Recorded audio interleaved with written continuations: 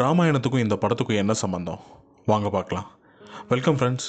2024 எடுக்கப்பட்ட இந்தியாவில் ரிலீஸ் ஆக விடாமல் தடுக்கப்பட்டு அதுக்கப்புறம் எல்லாருமே டிஜிட்டலி அந்த படத்தை பார்த்து ரொம்ப தாக்கத்தை ஏற்படுத்தின ஒரு ஆக்ஷன் படம் தான் மங்கி மேன். படம் ஆரம்பிக்குது. ஒரு காட்டு பகுதியில் தன்னோட மகன் கூட கொஞ்சி விளையாட்டு இருக்கிற நீலாங்கிற பெண்ணை பார்க்கலாம்.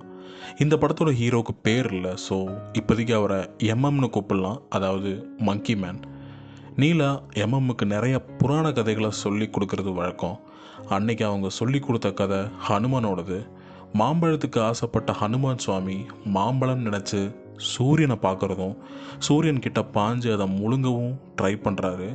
அதை பார்த்து கோபமான தேவர்கள் ஹனுமானுக்கு தண்டனை கொடுக்கறதையெல்லாம் நீலா எம்எம்முக்கு சொல்லி கொடுக்குறாங்க. அன்னையிலிருந்து எம்எம்மோட மனசில் ஹனுமான் சுவாமிக்கு ஒரு பெரிய இடம் கிடைக்கிது. ஹனுமான் சுவாமி எம்எம்மோட லைஃபோட ஒரு பார்ட்டாகவே மாறுறாரு. அதுக்கப்புறம் ரொம்ப வருஷத்துக்கு அப்புறம் எம்எம் சிட்டியில் டைகர்ஸ் டெம்பிள்னு அழைக்கப்படுற ஒரு அண்டர் கிரவுண்டு சீக்ரெட் ஃபைட் கிளப்பில் ஒரு மெம்பராக இருக்கார். ஒரு குரங்கோட மாஸ்க் போட்டு எம்எம் அந்த சண்டை களத்தில் சண்டை போட்டு சம்பாதிச்சு தன்னோட வாழ்க்கையை கடத்திட்டுருக்காரு. மங்கி மேன்னு தான் எல்லாரும் அவனை கூப்பிட்டுட்டு இருந்தாங்க. மங்கி மாஸ்கை போட்டுட்டு வர எம்எம்மை யாருக்குமே பிடிக்காது. அவன் தோக்கணும்னு தான் எதிர்பார்ப்பாங்க. எந்த ஃபைட்டுமே அவன் ஜெயிச்சதில்லை. அந்த ஃபைட்ஸ் கண்டக்ட் பண்ணுற டைகர்னு அழைக்கப்படுற ஒருத்தனுக்கு இதில் பங்கு இருந்தாலும் அவனுக்கு வேறு வழி இல்லை. அன்னைக்கு ஃபைட்லேயும் எம்எம் தோக்குறாரு. உடம்பு ஃபுல்லாக ரத்த காயங்களோட வராரு. கிளப் ஓனர் டைகர் அன்னைக்கு எம்எம்முக்கு பாதி காசு தான் கொடுக்குறாரு. என்ன இதுன்னு கேட்குறப்போ, நீ இன்னைக்கு பெருசாக அடி வாங்கலை, ரத்தமும் வரல, உனக்கு எதுக்கு இவ்வளோ காசு, நல்லா ரத்தம் வரும்போது பார்த்துக்கலான்னு மனசாட்சி எல்லாம் பேசுகிறாரு. அதுக்கப்புறம் எம்எம் ஒரு பாரில் உட்காந்துட்ருக்காரு. அப்போ ஜார்ஜுங்கிற குட்டி பையன் எம்எம் கிட்ட பேசுகிறான். எம்எம்முக்கு தேவைப்படுற சில டிப்ஸு ஜார்ஜ் கிட்ட இருக்குது, அது கொடுக்குறான். அதில் குவீனி கபூருங்கிற ஒரு லேடியை பற்றி மென்ஷன் பண்ணுறான். அவள் சிட்டியில் கிங்ஸ்னு ஒரு லக்ஸரி ப்ராத்தல் ஹோட்டல் வச்சு நடத்திட்டு இருக்கா. வெளியே பார்க்க ரெஸ்டாரண்ட் மாதிரி இருந்தாலும் உள்ளே அது நிறையா விவிஐபிஸை சந்தோஷப்படுத்துறதுக்காக பொண்ணுங்களை வச்சு மெயின்டைன் பண்ணுற ஒரு பக்கா ப்ராத்தலுங்கிற இன்ஃபர்மேஷனை ஜார்ஜ் பாஸ் பண்ணுறான். மயக்கு மருந்துக்கும் அங்கே பஞ்சமே இல்லை. அதே ஹோட்டலில் தான் அந்த ஊரில் ரொம்ப ஃபேமஸாக இருக்கக்கூடிய பாபா சக்திங்கிற ஒரு ஆள் கடவுளும் வந்து போயிட்டுருக்காரு. இவங்களை பற்றி டீட்டெயிலாக அப்புறம் பார்க்கலாம். அடுத்த நாள் ரெஸ்டாரண்ட்டுக்கு வெளியே தம் அடித்து சாப்பிட உட்காந்துட்டுருக்கிற குவீனி கபூர் கிட்ட ஒரு கண்ணு தெரியாத பிச்சைக்காரர் நிறைய கடவுள்களோட குட்டி சிலைகளை வாங்கிக்கிறீங்களான்னு கேட்டுட்ருக்காரு. அவர் வீல் சேரில் இருந்தபடியே குவீனி கபூரோட கிளாஸை தட்டி விட்டு சைலண்ட்டாக அவங்க பர்ஸை எடுத்துடுறாரு. பார்த்தா அந்த ஆளுக்கு கண்ணு தெரியும், காலு நல்லா இருக்குது. அந்த ஆள் வீல் சேர்லேருந்து எழுந்து அந்த பர்ஸை பாஸ் பண்ணி எம்எம் கைக்கு வருது. அந்த பர்ஸை அப்படியே எடுத்து எம்எம் கிங்ஸ் ஹோட்டலுக்குள்ளே வராரு. குவீனி கபூர் முன்னாடி பர்ஸை கொடுக்குறாரு. அதுக்கு குவீனி கொஞ்சம் பணத்தை கொடுத்தாலும் கூட எனக்கு அது தேவையில்லை, எனக்கு ஒரு வேலை தான் வேணும்னு கேட்க, இந்த ஹோட்டலில் கக்கூஸ் கழுவுற கூட ஆள் எடுக்கணுன்னா பார்த்து தான் எடுப்போம், ஒரு அட்ரஸ் இல்லாத உனக்கு எப்படி வேலை தரதுன்னு கொஞ்சம் கேவலமாக பேசுகிறாங்க. கொஞ்ச நேரம் யோசித்து எம்எம் தன்னோட கையை காமிக்கிறான். கையில் ஃபுல்லாக தீக்காயங்கள். இதுதான் என்னோடய ரெஸ்யூமேன்னு சொல்லி ஒரு வார்த்தை சொல்கிறான். இதை பார்த்த குவீனி இவன் வேலை செஞ்சு தான் வளர்ந்துருக்கான்னு நினச்சி ஹோட்டலில் பாத்திரம் கழுவுற ஜாபை கொடுக்குறாங்க. எம்எம் வேலைக்கு சேர்றான். அங்கே இருக்கிறவங்க உன் பேர் என்னன்னு கேட்குறப்போ டக்குன்னு அங்கே இருக்கிற ப்ளீச்சிங் பவுடர் பிராண்டு நேமான பாபிங்கிற பேரை எல்லாருக்கிட்டையும் சொல்லி வைக்கிறான். அங்கே தான் அவனுக்கு ரொம்ப தேவைப்படுற ஒருத்தன் சீக்கிரம் அல்ஃபோன்ஸோ, அங்கே ட்ரக்ஸ் சப்ளை பண்ணுற ஒருத்தன். ஹோட்டலில் எல்லா இடமும் நம்ம இடம்தான்னு தெனாவட்டாக சுற்றிட்டு இருக்கிறது தான் அல்ஃபோன்ஸோட மெயின் வேலை. தன்னை ஒரு கெத்தானவன்னு எல்லாருக்கிட்டையும் காமிச்சிட்டே இருக்கான். எம்எம் அவனை நோட் பண்ணி வச்சுக்கிறான். அதுக்கப்புறம் எம்எம் ஒரு குட்டி பையன் ஹெல்ப்போட அண்டர் வேர்ல்டுக்கு கன்ஸை சப்ளை பண்ணுற இல்லீகல் டீலர்கிட்ட வரான். இது வரைக்கும் சம்பாதிச்சு அத்தனை பணமும் கொடுத்து அவன் அங்கே இருந்து ஒரு பிஸ்டல் வாங்குகிறான். எம்எம் எதுக்கு இதெல்லாம் பண்ணுறான், எம்எம்மோட மனசுக்குள்ளே என்ன ஓடுது, யாரை கொலை பண்ண போகிறாங்கிறது எல்லாம் அவன் முகத்திலேயே பார்க்க முடியுது. அடுத்த நாள் குவீனி ரூமுக்குள்ளே ஒரு ட்ரிங்க் மிக்ஸ் பண்ணுறதுக்கு எம்எம்முக்கு ஒரு வாய்ப்பு வருது. ரூமுக்குள்ளே அல்ஃபோன்ஸோவும் வரான். அவங்க ரெண்டு பேரும் ஏதோ பேசிக்கிறாங்க. எம்எம் இதெல்லாம் கேட்டுட்ருக்கான். அப்படியே அல்ஃபோன்ஸோ பின்னாடியே பூந்து ஒரு ஹெல்ப் வேணும்னு கேட்குறான். அல்ஃபோன்ஸோ எம்எம்மை மதிக்க கூட இல்லை. ஆனால் அவன் அல்ஃபோன்ஸோவை பிளாக் பண்ணி என்கிட்ட நிறையா பணம் பண்ணுறதுக்கு ஒரு ஐடியா இருக்குன்னு சொல்லி ஒரு பேப்பரை கையில் கொடுக்குறான். நாளைக்கு டைகர்ஸ் டெம்பிள் ஃபைட் கிளப்புக்கு வாங்க, அதில் மங்கி மேன் 3rd ரவுண்டில் அவுட் ஆவான்னு சொல்லி பெட்டு கட்டுங்கன்னு சொல்கிறான். யாரா அவன் என்னென்னமோ சொல்கிறான்னு அல்ஃபோன்ஸோ நினச்சிட்டு இருக்க, எம்எம் அல்ஃபோன்ஸோ கிட்ட நான் தான் மங்கி மேன்னு சொல்கிறான். நாளைக்கு வாங்க, எனக்கு ஹெல்ப் மட்டும் பண்ணுங்கன்னு சொல்கிறான். அப்போ தான் அல்ஃபோன்ஸோக்கு சின்னதாக ஒரு நம்பிக்கை வருது. எம்எம் சொன்ன மாதிரியே அல்ஃபோன்ஸோ ஃபைட் கிளப்புக்கு போகிறான், பெட்டு வைக்கிறான். சொன்ன மாதிரியே மங்கி மேன் 3rd ரவுண்டில் அவுட் ஆகுறான். அல்ஃபோன்ஸோ பெட்டு ஜெயிச்சனால நிறைய பணமும் கிடைக்கிது. அடுத்த நாள் அல்ஃபோன்ஸோ எம்எம் கேட்ட ஹெல்ப்னால் அவனை கிங்ஸ் ஹோட்டலில் இருக்கக்கூடிய த சீக்ரெட் ரூம், அந்த பிராத்தல் ஃப்ளோருக்கு கூட்டிகிட்டு போகிறான். அங்கே இருக்கிறவங்க பூரா பணக்காரங்க, சிட்டியில் ரொம்ப பெரிய இடத்துல இருக்கக்கூடிய ஆட்கள். மெனு கார்டில் பொண்ணுங்களோட டீட்டெயில்ஸையும் வச்சுருந்தாங்க. யாருக்கு என்ன வேணுமோ சூஸ் பண்ணிக்கலாம். அல்ஃபோன்ஸ் அங்கே இருக்கிற டீட்டெயில்ஸை அவங்கிட்ட நீட்டாக எக்ஸ்பிளைன் பண்ணுறான். எம்எம்மும் அங்கே சர்வீஸ் பண்ண ஆரம்பிக்கிறான். எம்எம் திரும்ப போகிறப்போ நான் ட்ராப் பண்ணுறேன்னு சொல்லி அல்ஃபோன்ஸை கூட்டிகிட்டு போகிறான். கார் பார்க்கிங்கில் எந்த கார்னு தேடிட்டு இருந்த எம்எம் கிட்ட அல்ஃபோன்ஸோ அவனோட ஆட்டோவை காட்டுறான். ஷாக் ஆகிற எம்எம்மை அதில் உட்கார வச்சுட்டு கிளம்புறாங்க. அது ஒரு சாதாரண ஆட்டோ கிடையாது, பக்காவாக மாடிஃபை பண்ண 180 km/h போகக்கூடிய ஒரு பவர்ஃபுல் ஆட்டோ. எம்எம்மோட வேலையை எப்போ மாதிரி செஞ்சுட்டு இருந்தான் கிங்ஸ் ஹோட்டலில் சீக்ரெட் ரூமில். அந்த டைமில் சீதாங்கிற விலை மாதுவை மீட் பண்ணுறான். ஒரு கெஸ்ட்டு அவளை ஹராஸ் பண்ண ட்ரை பண்ணிகிட்டு இருந்தான். அதை பார்த்துட்டு இருந்த எம்எம்முக்கு அவனோட சின்ன வயசில் நடந்த விஷயங்கள் அந்த ட்ராமாக்குள்ளே போகிறான். சின்ன வயசில் தன்னோட ஊரை சூறையாட வந்த போலீஸ்காரங்களோட ஹெட் ராணாவை ஞாபகப்படுத்துது. எம்எம்மோட அம்மாவை அந்த போலீஸ்காரன் கொடுமை பண்ணதெல்லாம் மைண்டுக்குள்ளே மின்னல் மாதிரி அடிக்க ஆரம்பிக்குது. தன்னோட கை நடுங்க ஆரம்பித்ததும் எம்எம் டக்குன்னு அங்கேருந்து வெளியே வரான். அவன் ஃப்ரஸ்ட்ரேஷன் முடிகிற வரைக்கும் வெயிட் பண்ணுறான். அப்போது ஒரு நாய் அவன்கிட்ட வருது. எம்எம்மோட மைண்டு டைவர்ட் ஆகி அந்த நாய்க்கு கொஞ்சம் சோறு போட்டு அது கூட கொஞ்சம் நேரம் டைம் ஸ்பெண்ட் பண்ணுறான். அந்த டைமில் சீதாவும் வெளியே வராங்க. இந்த மாதிரி நாய்க்கு சோறு போடாத, அது அடுத்த நாள் இதே டைமில் பசியோடு இங்கே வந்து வெயிட் பண்ணிகிட்ருக்குன்னு சொல்கிறாங்க. நாட்கள் கடந்து போக அல்ஃபோன்ஸோட ஹெல்ப்பில் எம்எம் விஐபி ரூமில் கண்டினியூஸாக சர்வ் பண்ண ஆரம்பிக்கிறான். அந்த விஐபி ரூம்குள்ளே போகிறதுக்கு முன்னாடி எம்எம்மோட ஃப்ரெண்டு ஓடி வந்துட்டுருக்காங்க. வேறு யாரும் இல்லை, எம்எம் சோறு போட்ட அந்த நாய். அது வாய்க்குள்ளே ஏதோ கடிச்சு பிடிச்சிருக்கு. அப்புறம் தான் தெரியுது, நாயை யூஸ் பண்ணி செக்யூரிட்டிக்கு தெரியாமல் எம்எம் அவனோட பிஸ்டலை உள்ளே கொண்டு வந்திருக்கான். அதுக்கப்புறம் அந்த பிஸ்டலை மறைச்சி வச்சு ஆஸ் யூஷுவல் எம்எம் விஐபி ரூம்குள்ளே போகிறான். அவன் ரூம்குள்ளே சர்வ் பண்ண வேண்டியது ஆல்கஹால் கிடையாது, ட்ரக்ஸ். உள்ளே வர்ற எம்எம் அப்போ தான் ஒருத்தனை பார்க்குறான். போதையில் மதிமயங்கி நிற்கிற ராணாங்கிற போலீஸ் ஆஃபீஸரை. ராணா சீதாவை மடியில் உட்கார வச்சு டிஸ்டர்ப் பண்ணிகிட்டு இருந்தான். இதெல்லாம் பார்த்துட்டு இருந்த எம்எம்முக்கு திரும்ப அவனோட பழைய நினைவுகள் தலைக்குள்ளே ஏறுது. டக்குன்னு பாத்ரூம் போகிற எம்எம் திரும்ப வந்து ராணாக்கு ஒரு மயக்கு மருந்து டியூபை சர்வ் பண்ணுறான். ஆனால் அதை கொடுக்கறதுக்கு முன்னாடி அதில் கொஞ்சம் ப்ளீச் பவுடரையும் கலந்து வச்சுருந்தான். இதை யூஸ் பண்ண ராணாவோட மூக்கில் இருந்து ரத்தம் வந்து ஸ்ட்ரெஸ் ஆகி பாத்ரூம்குள்ளே போகிறான். பின்னாடியே எம்எம்மும் பாத்ரூம்குள்ளே வந்து டோரை லாக் பண்ணி தன்னோட எதிரியான ராணா முன்னாடி கன்னோட வந்து நிற்கிறான். கை நடுங்கினாலும் எம்எம் கன்னை டைட்டாக பிடிச்சிக்கிட்டான். என்னோட அம்மாவுக்காகன்னு சொல்லி ஷூட் பண்ண தொடங்குறப்போ திடீர்னு ஒரு சத்தம். ஒருத்தன் பாத்ரூம் யூஸ் பண்ணி வெளியே வந்துட்டுருக்கான். டக்குன்னு டைவர்ட் ஆன எம்எம்மை ராணா அடிக்கிறான். அங்கே அதுக்கப்புறம் நடந்தது வெறித்தனமான ஒரு சண்டை. கண்ணாடி உடச்சி கிழிச்சு 2 பேரும் மாறி மாறி அடிச்சுக்கிறாங்க. கொஞ்ச நேரத்தில் பாடி கார்ட்ஸும் எம்எம்மை பிடிக்க வராங்க. தன்னோட பிளான் சொதப்பிருச்சுன்னு தெரிஞ்சுக்கிட்ட எம்எம் அங்கேருந்து தப்பிக்க ட்ரை பண்ணுறான். கார் பார்க்கிங் வரைக்கும் வந்து அவனுக்கு கிடைச்சது அல்ஃபோன்ஸோட ஆட்டோவை கொண்டு போகிறத பார்த்த அல்ஃபோன்ஸோவும் பயந்து ஆட்டோக்குள்ளே ஏறுறான்.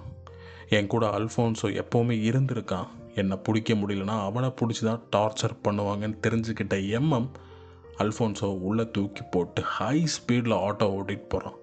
அதுக்கப்புறம் ஒரு மிகப்பெரிய சேசிங். ராணா ஒரு போலீஸ் ஆஃபீஸருங்கிறதுனாலேயே போலீஸும் எம்எம்மை சுற்றி உழைச்சி ஓட விடுறாங்க. ஆனால் ரொம்ப நேரம் அவனால் தாக்கு பிடிக்க முடியல. அல்ஃபோன்ஸோட ஆட்டோவை கருப்பாம்பூச்சியை கவுத்துற மாதிரி கவுத்து விட்றாங்க. வேறு வழி இல்லாமல் அல்ஃபோன்ஸோ அங்கேருந்து ஓடி தப்பிக்கிறான். அதுக்கப்புறம் எம்எம்மை போலீஸ் பிடிக்கிறாங்க. அவங்க கைவிலங்கை போட்டு கூட்டிகிட்டு போகிறாங்க. அப்போ தான் அவனுக்கு மயக்கம் தெளியுது. நம்மளை கண்டிப்பாக கொன்றுவாங்கன்னு தெரிஞ்ச அவன் போலீஸ் வண்டிக்குள்ளேயே போலீஸ்காரங்களை தாக்கி அங்கேருந்து தப்பிச்சிடுறான். அங்கேருந்து தப்பிச்சு அவன் ஓடி போகிறது இன்னொரு லோக்கல் கேங்ஸோட பில்டிங்குள்ளே. ஏன் இடத்துக்கு போலீஸை கூப்பிட்டு வந்துட்டியாடானா அங்கே ஒரு சண்டை. உள்ளே வர போலீஸ்காரங்க ஷூட் பண்ணதில் ஒரு கேங்ஸ்டரும் செத்து போயிடுறான். எம்எம்முக்கு என்ன பண்ணுறதுன்னு தெரியாமல் பில்டிங்கோட ரூஃபுக்கு மேலே ஓட ஆரம்பிக்கிறான். ஆனால் அதுக்குள்ளே ஹெலிகாப்டரை தேடுற அளவுக்கு அந்த சம்பவம் ஒரு மிகப்பெரிய சம்பவமாக மாறி இருந்தது. ஹெலிகாப்டர்லேருந்து ஒருத்தன் எம்எம்ஐ ஷூட் பண்ணதில் பக்கத்தில் இருக்கிற சாக்கடைக்குள்ளே விழுந்துடுறான். கண்ணு திறந்து பார்க்குறப்போ அவனை சுற்றி நிறையா திருநங்கைகள் கூட்டமாக வாழ்ந்துட்டுருக்கிற அர்த்தநாரீஸ்வரர் கோவிலில் தான் அவன் இருந்தான். அங்கே இருக்கக்கூடிய திருநங்கைகள் தான் எம்எம்ஐ காப்பாற்றி அவனோட காயத்துக்கு மருந்தெல்லாம் போட்டிருந்தாங்க. சில நாட்கள் கழித்து எம்எம் அந்த இடத்துல அங்கே இருக்கிற ஒரு ஹெட்டான ஆல்ஃபாங்கிற ஒரு திருநங்கையை மீட் பண்ணுறான். அவனை காப்பாற்றின விஷயத்தையெல்லாம் அவங்ககிட்ட சொல்லிகிட்டு இருக்காங்க. ஆல்ஃபா கொஞ்சம் வயசானவங்க தான். அங்கே இருக்கக்கூடிய அர்த்தநாரீஸ்வரரோட சிலையை பற்றி அவங்ககிட்ட சொல்கிறாங்க. Shiva the god of destruction, Parvati the goddess of பீஸ்ன்னு சொல்லி இந்த உலகத்தில் நடக்கிற க்ரைம்ஸை அடக்கணும்னா இந்த மாதிரி ஒரு அர்த்தநாரீஸ்வரர் தான் பிறந்து வரணும்னு ஆசைப்பட்றாங்க. அங்கேருந்து கதை அப்படியே பாபா சக்தியோட இடத்துக்கு போகுது. பாபாவை பார்க்க ராணா அங்கே வரான். கிங்ஸ் ஹோட்டல் நடந்த விஷயம் எல்லாம் பாபாவுக்கு ஏற்கனவே தெரிஞ்சிருக்கு. அந்த இடத்துல தான் பாபா சக்தி ஒரு டெமிகாட், சாமியார் மட்டும் இல்லை, கண்ட்ரியோட பாலிட்டிக்ஸை மாற்றக்கூடிய அளவுக்கு இன்ஃப்ளூயன்ஸ் இருக்கும் ஒரு மத தலைவன். பாபா வளர்ந்துட்டு வந்த டைமில் அவனோட கையால் இருந்தவன் தான் ராணா.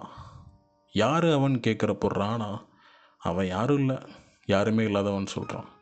அதுக்கு பாபா, நீயும் ஒரு காலத்தில் யாருமே இல்லாதவனை தான் இருந்த, அவன் உன்ன மாதிரி ஆகிறதுக்கு முன்னாடி அவனை கண்டுபிடிச்சி தீர்த்து கட்டுன்னு சொல்கிறாரு.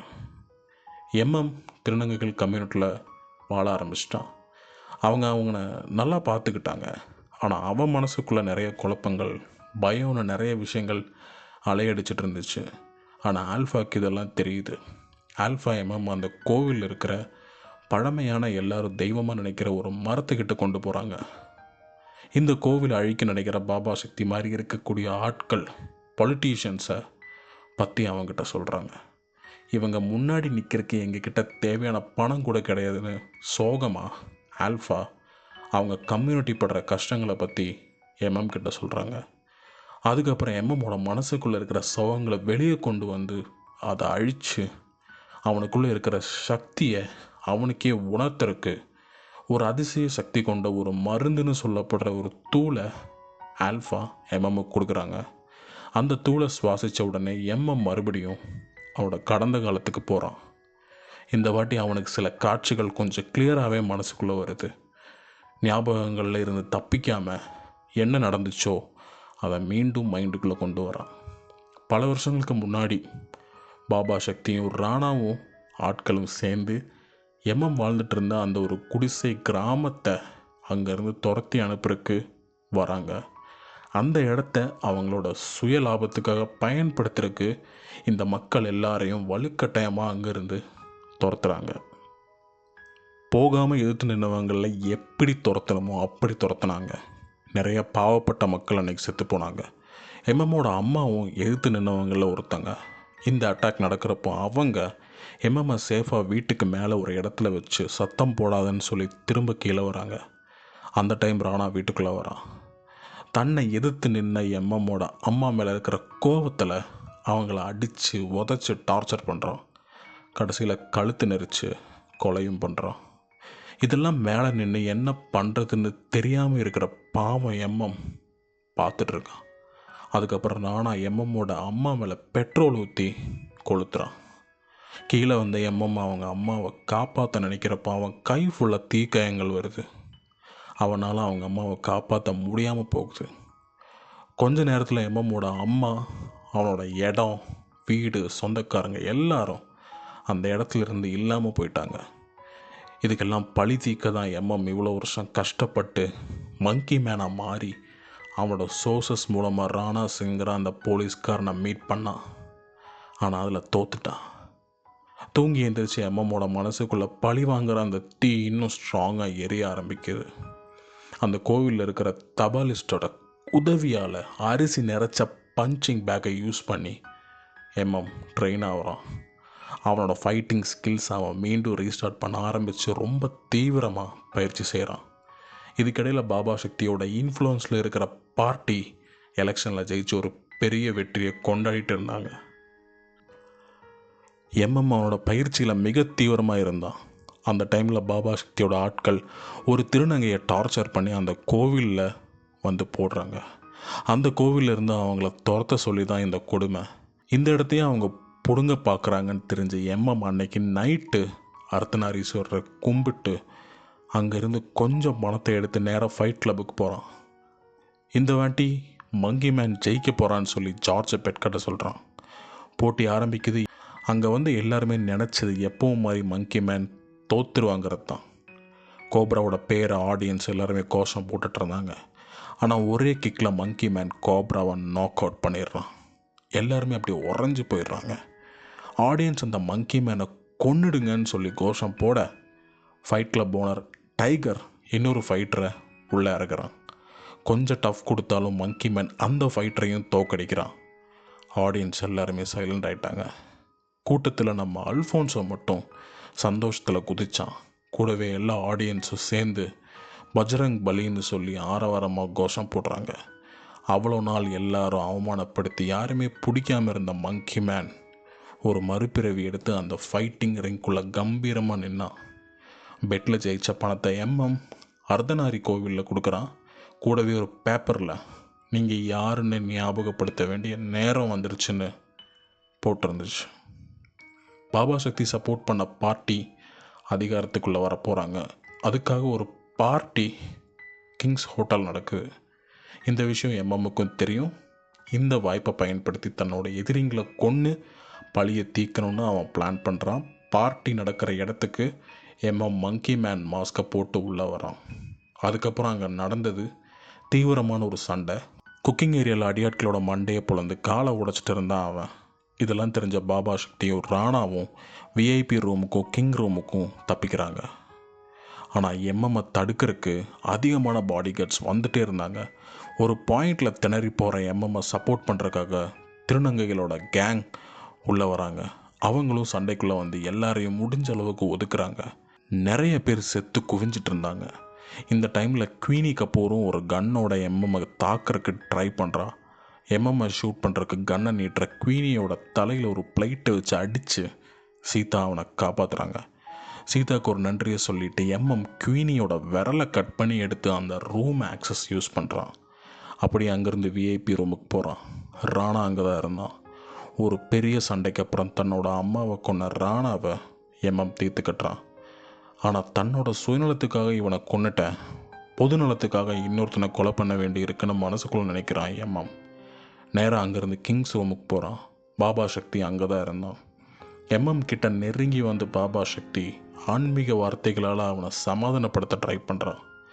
ஆனால் அதையெல்லாம் மைண்டில் எடுத்துக்காத எம்எம்மோட முகம் ஃபுல்லாக கோபம் மட்டும்தான் இருந்துச்சு. பாபா கையில் ஒரு மிதியடியை எடுத்து பூமியை டிஸ்டர்ப் பண்ணாமல் இருக்கிறதுக்காக எனக்கு ஒருத்தர் கொடுத்தது அப்படின்னு சொல்கிறான். திடீர்னு ஒரு ஹெலிகாப்டர் அந்த பக்கம் ஜன்னல் வழியாக பாஸ் ஆகுது. அதை பார்த்து ஒரு செகண்ட் டைவர்ட் ஆகிற எம்எம்மை பாபா சக்தி அந்த மிதியடிக்குள்ளே இருந்து ஒரு ஆணியால் தாக்குறான். எம்எம்மோட வயிற்றுக்குள்ளே அந்த ஆணி பாயுது. ஆனால் அடுத்த ஸ்டெப் எடுக்கிறதுக்கு முன்னாடி எம்எம் திரும்ப அந்த ஆணியை பிடுங்கி பாபாவை தள்ளி விட்டு அவனை பல முறை சரமாரியை குத்தி சாகடிக்கிறான். இந்த டைமில் பாபா ஒரு கோலை மாதிரி என்னை விட்டுரு, உனக்கு என்ன வேணும்னு தரேன்னு சொல்லி கெஞ்சுறான். அதையெல்லாம் கண்டுக்காமல் பாபாவை கொண்டு முடிக்கிறான். அவன் திரும்பி பார்க்குறப்ப செவுத்தில் ஒரு விஷயத்தை பார்க்குறான். ஒரு யுத்தத்துக்கு அப்புறம் ஜெயிச்சு சந்தோஷமாக கம்பீரமாக நிற்கிற ஹனுமானோட ஒரு அழகான ஓவியம். திடீர்னு எம்எம் தலை சுற்றி கீழே விழுகிறான். அவனோட மனசுக்குள்ளே அவனோட அம்மாவை பார்க்குறான். அம்மா கூட இருந்த சந்தோஷமான நொடிகள் வந்து போகுது. இதோடு இந்த படத்தோட முடிவுக்கு வந்துட்டோம். இந்த படத்துக்கும் ராமாயணத்துக்கும் என்னென்ன சம்மந்தம் கவனிச்சிங்கன்னு கமெண்ட்ஸில் சொல்லுங்கள். வீடியோ பிடிச்சிருந்தா ஒரு லைக் பண்ணி உங்களோட கமெண்ட்ஸை சொல்லுங்கள். முடிஞ்சால் ஒரு சப்ஸ்கிரைப் பண்ணி இந்த வீடியோவை ஷேர் பண்ணுங்கள். மீண்டும் ஒரு படத்தோட நரேஷனில் சந்திக்கலாம். அன்புடன் லாக்டவுன் கதாஸ்.